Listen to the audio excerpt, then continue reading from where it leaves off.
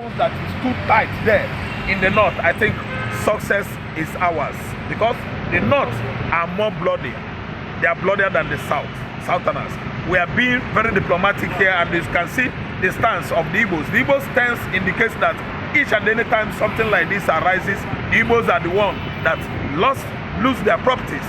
So I think if managed properly, I don't want to understand, scientifically, under our control, without being hijacked, I think success is going to be ours.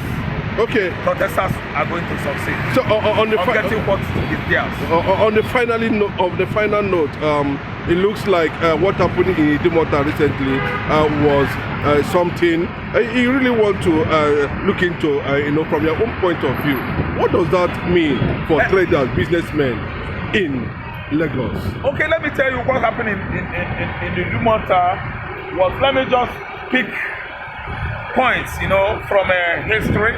In 1992-93, the miscreants called Agbero, Lagos Island Agbero, they fought with Idumota boys. Why? Idumota and Balogun. What was the problem?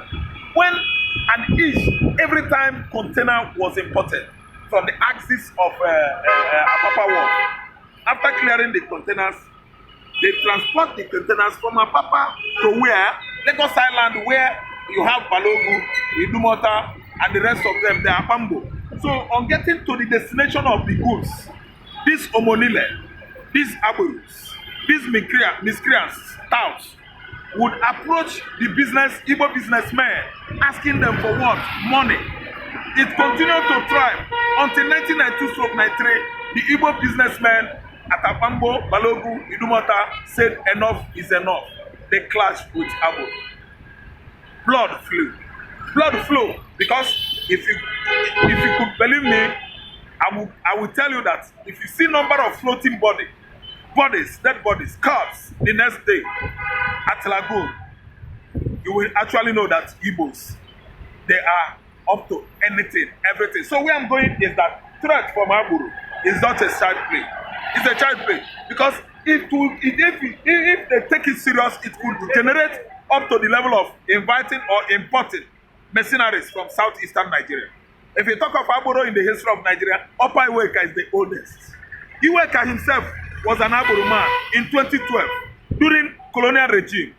The first man to have blocked major roads, started collecting money as a town, Aboro, in Nigeria was Iweka. Iweka is an Obosi man in Anambra State. I'm from Obosi. I'm from Anambra, sorry. Obosi man Iweka, they started Aboro. So Aboro in Lagos, they are just infants. They are elementary school students. They are not qualified to be Aboro. How many of them made money out of their sweats? Aboro in Lagos are being fed by the government. Government is the one paying them, Lagos state government. But Aboro in Onitsha, they hustle their money out. They venture into transportation business, and today you have the like of PNM Era, you have the like of CNO Okoli, blessed memory. You have the like of Mike Mera, PNM Era's junior brother. You have the like of Ugochukwu. You have the like of Ekese. You have the like of Okesi. Many of them are Aboros in Onitsha. And today, they have grown up to become millionaires out of their sweat, hardworking and industriousness. So these people are being fed by government, being paid by government. They are under Lagos state government payroll. You can't tell me that what is going on between Aboro and the protesters that Sanwo-Olu doesn't know about it. They are his boys. They are under his payrolls. They use them and what the effort of Labour Party winning gubernatorial election last year in Lagos State. It is played out and everybody know that. So let me tell you, that threat, they should stop it so that it doesn't escalate into ethnic war. Because we have mercenaries in the southeast there. There are many Yoruba residents in the southeast. Nobody has ever disturbed their businesses. It will not get up to that.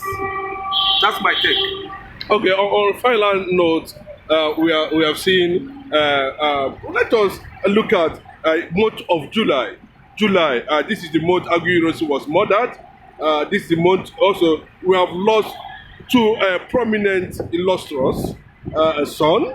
We're talking about Chief Emmanuel Iwanyanwo. We're talking about, Aheja Gamba, one of Fundibo. We're talking about the late Ohanese president. We are also looking at The death of Ifeanyi, the capital oil board, Wow. one of the renowned philanthropists in Nigeria, irrespective. Now, oil moguls. Yes, in and Nigeria. recently we saw, the lovebird, Onyeka Onwenu. What does July have? Because as I'm talking to you now, black ban everywhere in Biafran land. What does that, Oh my that God, tell you? it's so terrific.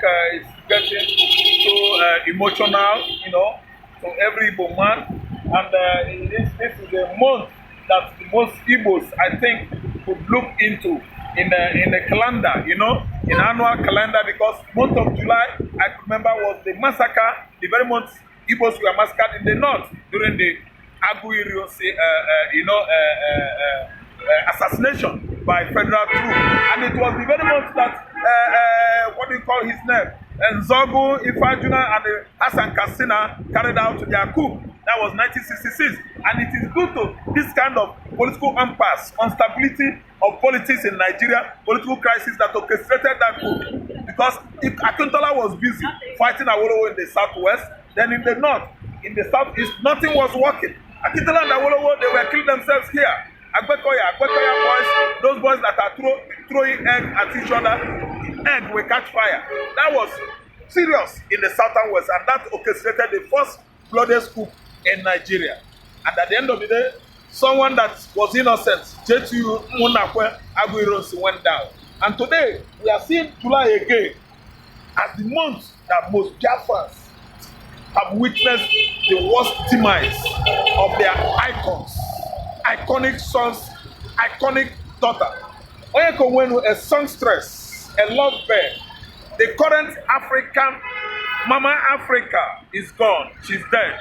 She's slumped at the birthday party of Stella Okoli. It was a sorry situation. And this time around, our hearts, the whole Igbo's hearts, I know that no tribe is pitying us. They are even laughing at us, because this time around, instead of threatening Igbo not to come out to protest, Yoruba, our brothers, should have at least endeavor to calm us down, to condole with us, sending condolence messages across southeastern Nigeria to take heart over the death of Emmanuel Iwanyanwu, Ifeanyi Uba, and our dearly beloved daughter, Onyeka Onwenu.